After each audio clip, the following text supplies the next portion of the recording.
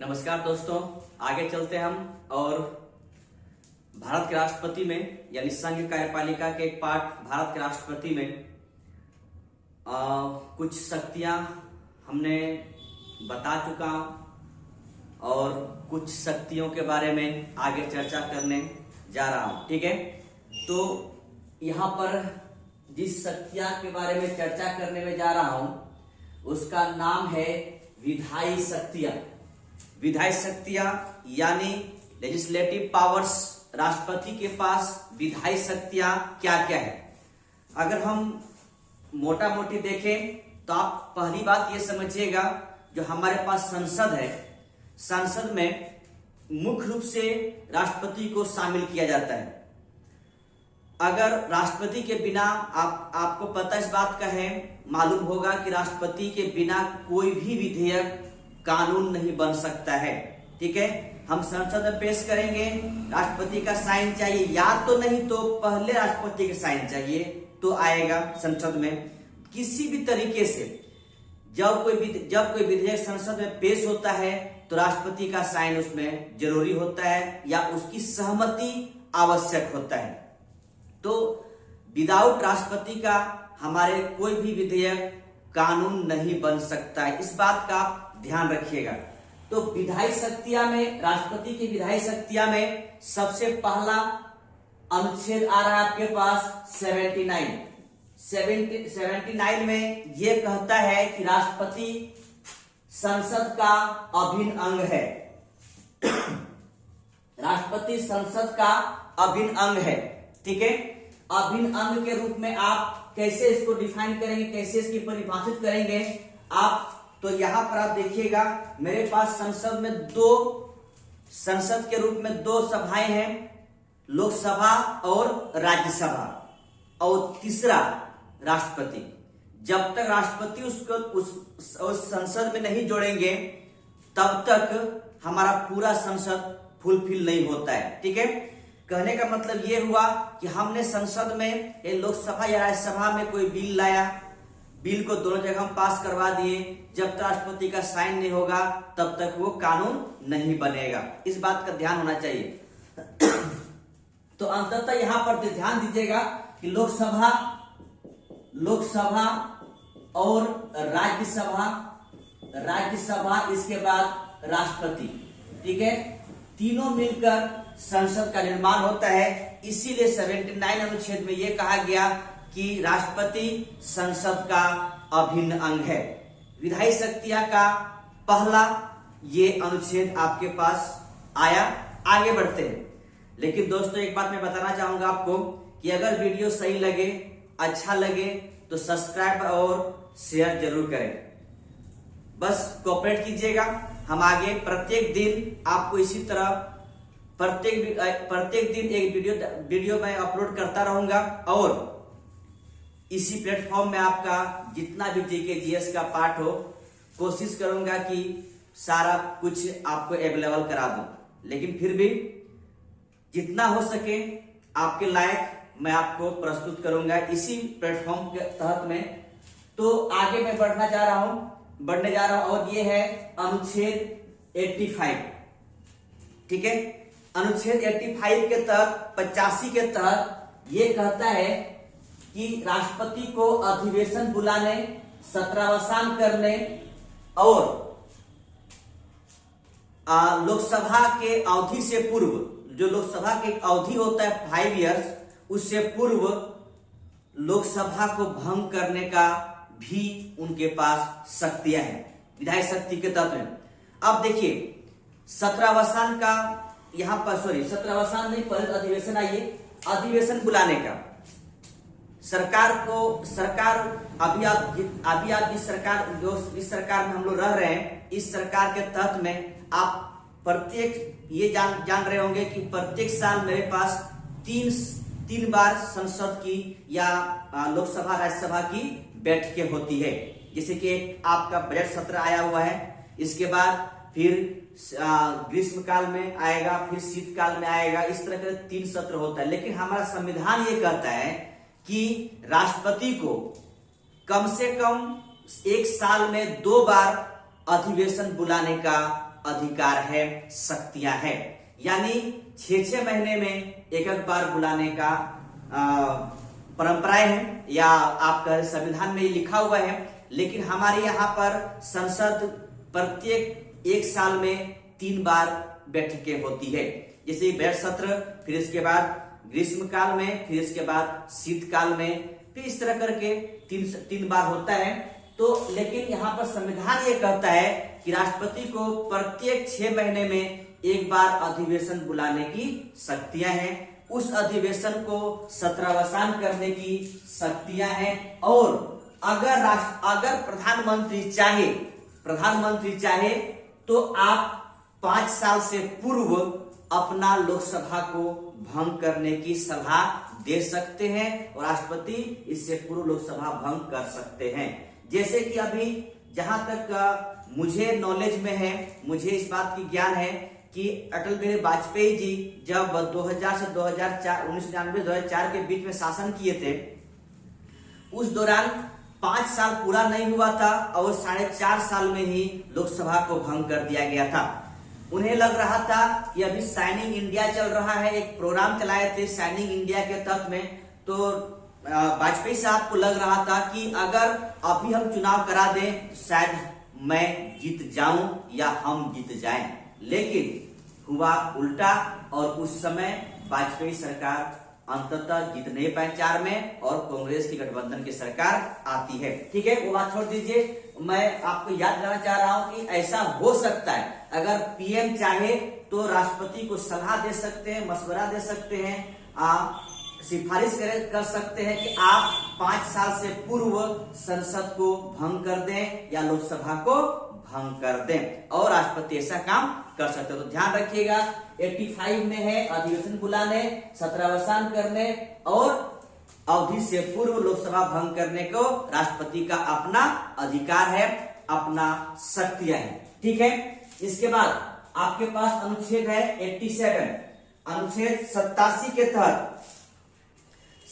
के तहत प्रत्येक आम चुनाव के पश्चात, यानी जो ही आपने देखा होगा, क्योंकि आप लोग नए जनरेशन के बच्चे हैं, आपने देखा होगा 2019 के चुनाव, जितना इतना नॉलेज तो होंगे आप लोग का, दिखाई पड़ा होगा 2019 के चुनाव में जब दोबारा नरेंद्र मोदी साहब फिर से इलेक्शन जीत गए, तो आप देखे होंगे रेड कारपेट बिछा होगा। उस रेड कारपेट में मोदी साहब, इसके बाद हमारे राष्ट्रपति जी, इसके बाद गृह मंत्री, रक्षा मंत्री, सारे एक साथ टहलते हुए उस संसद की तरफ बढ़ रहे हैं। तो वही बात है, प्रत्येक आम चुनाव के बाद प्रथम सत्र के जो आरंभ होती है उसमें और प्रत्येक वर्ष का प्रथम सत्र में राष्ट्रपति का अभिभाषण होता है। और राष्ट्रपति का सत्र इस तरह से राष्ट्रपति जाकर सत्र को शुरू करवाते हैं। ठीक है, उनका भाषण चलता है। भाषण चलने के बाद अंततः यहाँ पर यह बात होती है कि कैसे सत्र चला जाए, सरकार की क्या नीतियां हैं, सरकार कैसे काम करने जा रही है, इस सब बारे में चर्चा होती है। तो इतना बस ध्यान रखिएगा कि प्रत्येक आम चुनाव के बाद प्रथम सत्र के आरंभ और प्रत्येक वर्ष के प्रथम सत्र में राष्ट्रपति का अभिभाषण होता है, राष्ट्रपति अपना भाषण देते हैं। ध्यान ये भी रखिएगा।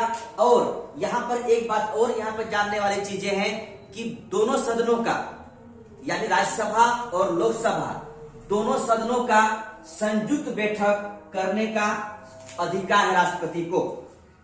संयुक्त बैठक यानी दोनों सदनों में जाकर राष्ट्रपति क्या करेंगे, संयुक्त बैठक कर देंगे, जो दोनों के साथ बैठाएंगे। आपको इतना मालूम होगा कि हमारे पास दो सभाएं हैं, एक लोकसभा और एक है राज्यसभा।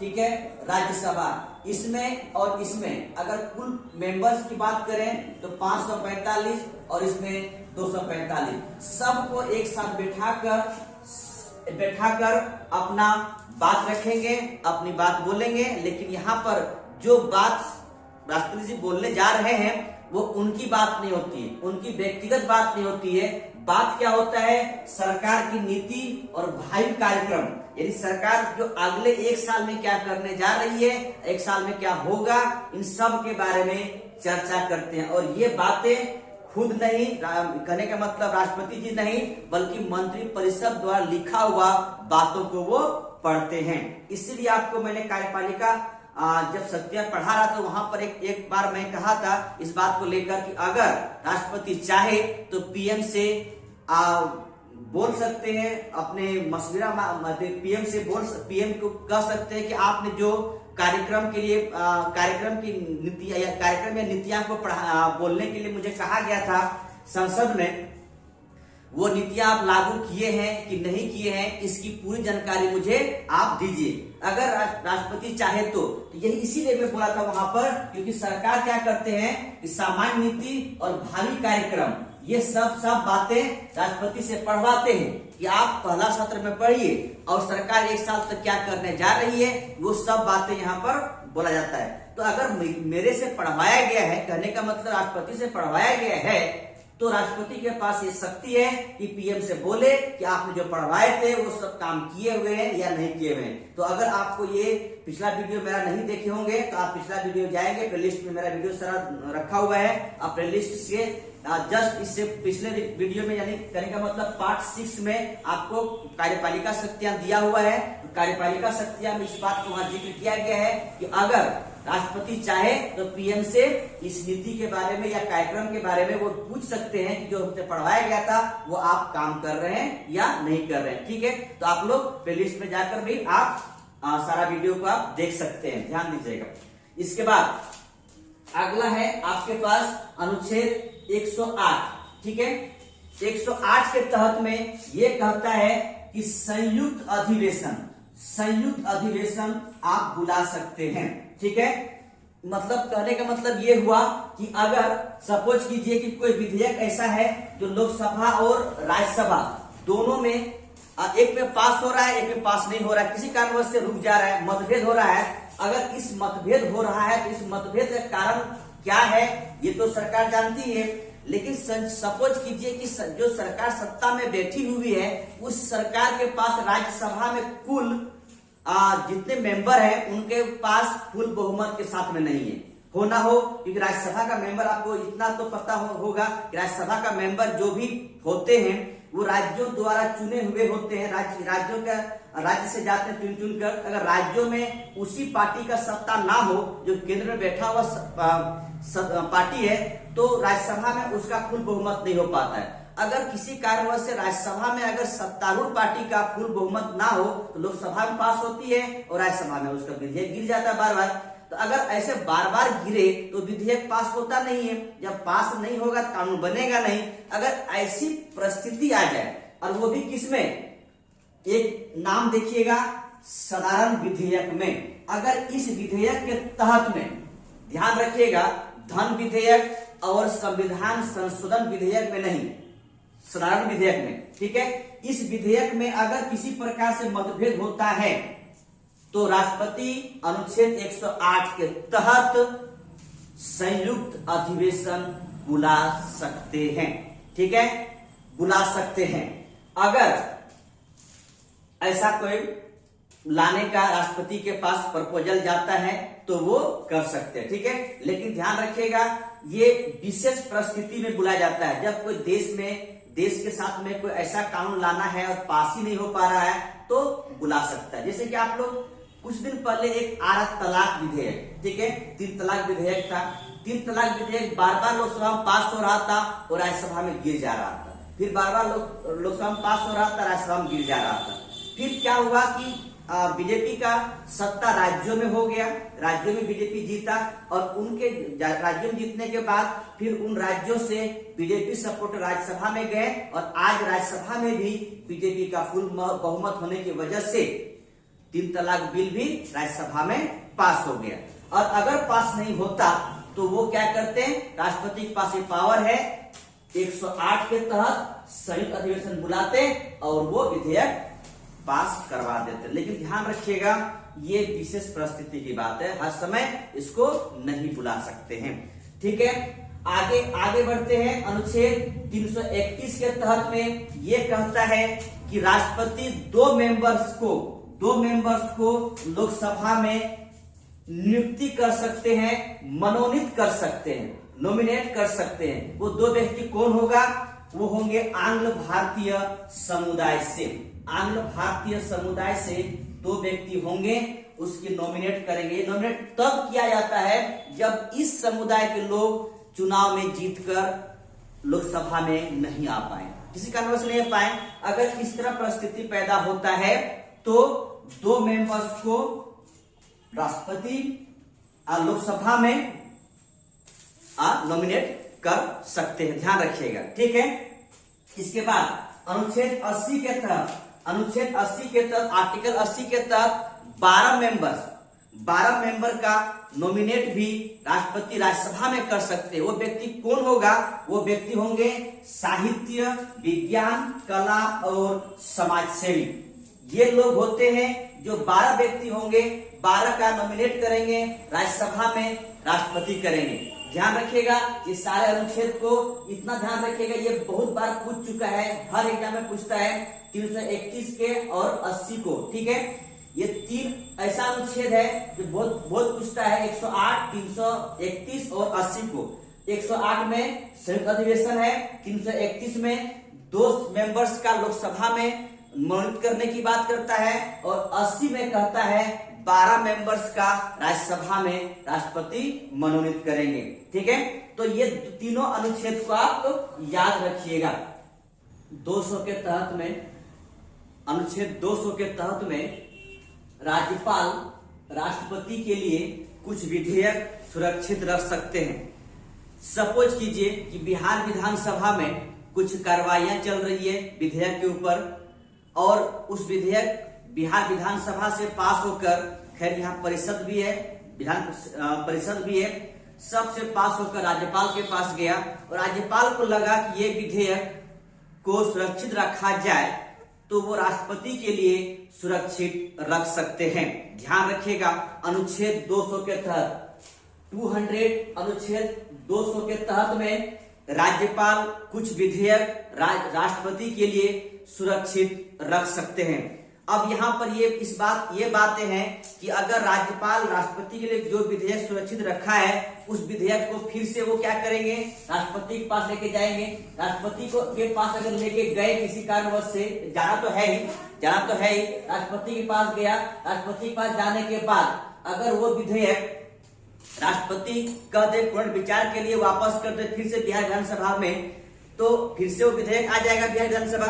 आने के बाद, विधानसभा आने के बाद फिर से अगर विधेयक को सुरक्षित रख पास हो जाएगा, फिर और इसके बाद फिर से उस विधेयक को सुरक्षित रख दिया जाए, तो राष्ट्रपति के पास फिर जाएंगे विचार होने के बाद, पुनर्विचार होने के बाद। तो यहाँ पर राष्ट्रपति साइन करने के लिए मजबूर नहीं है, वो साइन नहीं भी कर सकते हैं, उस विधेयक को ऐसे ही छोड़ सकते हैं, या फिर दोबारा फिर से राज्यपाल को भेज देंगे, फिर विधानसभा में वो आ जाएगा। ध्यान रखिएगा, जो विधेयक राज्यपाल ने सुरक्षित रखा राष्ट्रपति के लिए, और राष्ट्रपति ने कहा कि आप इस विधेयक को पुनर्विचार कीजिए, फिर वो विधानसभा आया, फिर पुनर्विचार करके फिर से राज्यपाल के द्वारा राष्ट्रपति के पास गया, तो राष्ट्रपति उस पर साइन करने के लिए बाध्य नहीं है। बस इतना समझिएगा, आर्टिकल 200 के तहत में राज्यपाल कुछ विधेयक राष्ट्रपति के लिए सुरक्षित रखते हैं, लेकिन राष्ट्रपति उस पर साइन करने के लिए बाध्य नहीं, चाहे विधेयक पुनर्विचार के बाद भी उनके पास जाए, ठीक है। आगे, राष्ट्रपति के पास एक शक्ति है, विधायी शक्ति के रूप में है, कि कुछ मेरे पास ऐसा विधेयक है जो राष्ट्रपति से पूर्व अनुमति के बाद ही हम उसको ला सकते हैं। ये राष्ट्रपति सूचना देंगे, अनुमति होगी, उसके बाद हम उसको संसद के पटल पर रख सकते हैं। ध्यान रखिएगा, राष्ट्रपति के अनुमति के बाद, राष्ट्रपति के अनुमति से पहले नहीं। कुछ विधेयक है ऐसा कि राष्ट्रपति से हम दोनों सभाओं में पास कर लेंगे, तो राष्ट्रपति के पास जाएगा, वो साइन कर देंगे वो, ठीक है। लेकिन ऐसा कुछ विधेयक मेरे पास है जो राष्ट्रपति से पहले, राष्ट्रपति के पास मतलब संसद के आने से पूर्व राष्ट्रपति से हम पूर्व अनुमति लेते हैं, ठीक है। वैसे कुछ विधेयक मेरे पास है, जो है पहला धन विधेयक, ठीक है, ध्यान रखिएगा। धन विधेयक ये राष्ट्रपति की पूर्व अनुमति के बाद सदन में रखा जाता है। इसके बाद किसी राज्य की क्षेत्र सीमा, उसका नाम परिवर्तन करना हो, उस राज्य का अगर क्षेत्र परिवर्तन करना हो, सीमा परिवर्तन करना हो, क्षेत्र को बढ़ाना हो, सीमा को घटाना बढ़ाना हो, या फिर उस राज्य का नाम परिवर्तन करना हो, तो इस तरह का विधेयक को राष्ट्रपति की पूर्व सूचना के बाद हम लाते हैं। इसके बाद तीसरा में आपका है संचित निधि से व्यय। ये संचित निधि से व्यय है। आपको एक दिन मैंने बताया था कि राष्ट्रपति के पास ये पावर है कि या राष्ट्रपति का वेतन संचित निधि से दिया जाता है। तो आपको मैंने बताया था कि जिंदगी में आपने कभी गुल्लक रखे होंगे, उस गुल्लक में कुछ पैसा जमा करके रखे होंगे, लेकिन यहाँ पर ये ऐसा गुल्लक है जो देश में जितनी पैसा है इसी निधि में जमा किया जाता है और इसी निधि से निकाल कर हम देश के लिए खर्च करते हैं। लेकिन एक बात ध्यान रखिएगा, इस संचित निधि में जो पैसा जमा है वो बिना संसद की अनुमति से, बिना लोकसभा राज्यसभा की अनुमति से आप इस निधि से पैसा बाहर निकाल नहीं सकते हैं। ठीक है, तो अगर पैसा व्यय होता है तो उसमें राष्ट्रपति का भी मोहर चाहिए, राष्ट्रपति के लिए राष्ट्रपति का भी अनुमति चाहिए। तो इस तरह का विधेयक पर राष्ट्रपति पूर्व अनुमति देते हैं। ठीक है, या उनसे पहले से अनुमति लेना पड़ेगा संसद में आने से पूर्व। इसके बाद आगे कहता है चौथा नंबर में भूमि अधिग्रहण संबंधी विधेयक। अगर सपोज कीजिए आप किसी का भूमि अधिग्रहण कर रहे हैं, किसी देश का, अगर मान लीजिए पाकिस्तान का जमीन हम ले रहे हैं, अगर वो जमीन हम ले लिए हैं तो अगर उस विधेयक को हम संसद के पटल पर रखने जा रहे हैं तो उससे पहले मुझे राष्ट्रपति की अनुमति चाहिए। यानी अगर हम चीन से जमीन लिए, पाकिस्तान से जमीन हमने ले लिया है, अगर इस तरह का जमीन लेने के बाद उस अधिग्रहण को फुल प्रूफ हमको प्रूफ चाहिए तो इससे संसद में लेके जाएंगे हम, लेकिन संसद में ले जाने से पहले मुझे राष्ट्रपति की पूर्व अनुमति चाहिए। अगर भूमि अधिग्रहण विधेयक आप लाते हैं संसद में तो राष्ट्रपति का पूर्व अनुमति चाहिए। इसके बाद राज्यों के व्यापार को सीमित करने वाला विधेयक। सपोज कीजिए बिहार उत्तर प्रदेश में कोई व्यापार हो रहा है और उस व्यापार को सीमित करना चाहते हैं तो इस तरह का विधेयक आप लाते हैं। या मैंने एक उदाहरण तौर से बोला, मैं बिहार और उत्तर प्रदेश, पूरे भारत की बात हो रही है। ठीक है, पूरे भारत की बात हो रही है। जो भी उदाहरण दे रहा हूं मैं बिहार की तरह के, बिहार के निवासी होने की वजह से इस तरह की बातें हो रहा है। तो ये कहने का मतलब है कि अगर बिहार विधानसभा में या उत्तर प्रदेश विधानसभा में पेश नहीं होगा, ये पेश कहां होगा? संसद में। ध्यान इस बात का रखिएगा, अगर इस तरह कोई विधेयक आता है तो संसद में पेश होता है और उससे पूर्व राष्ट्रपति से अनुमति लेना पड़ेगा। ध्यान इस बात का रखिएगा।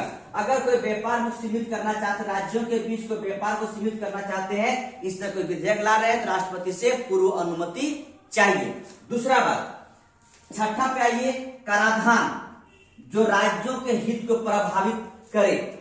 कहने का मतलब है ऐसा टैक्स, ऐसा धन जो राज्यों को हित है और उस हित को आप मार रहे हैं या आप खत्म कर रहे हैं, इस तरह का विधेयक आप ला रहे हैं तो आपको राष्ट्रपति से पूर्व अनुमति की आवश्यकता है। ठीक है, आप इसको एक बार फिर से देख लीजिएगा कि धन विधेयक, किसी राज्य की सीमा, क्षेत्र, नाम परिवर्तन करना चाहते हैं उस तरह का विधेयक, या भारत संचित निधि से आप व्यय करना चाहते हैं उस तरह का विधेयक, या फिर आप भूमि अधिग्रहण संबंधी विधेयक, या फिर आप राज्यों के व्यापार या व्यापार को सीमित करने वाला विधेयक, या फिर कराधान जो राज्यों के हित को प्रभावित हो। इस तरह जितने विधेयक आप लाना चाहते हैं तो पहले आपको राष्ट्रपति से पूर्व अनुमति चाहिए, इसके बाद ही आप संसद के पटल पर रख सकते हैं। ध्यान रखिएगा। ठीक है, बस ध्यान रखिएगा। इसी तरह आप लोग बने रहिएगा, सब्सक्राइब कीजिएगा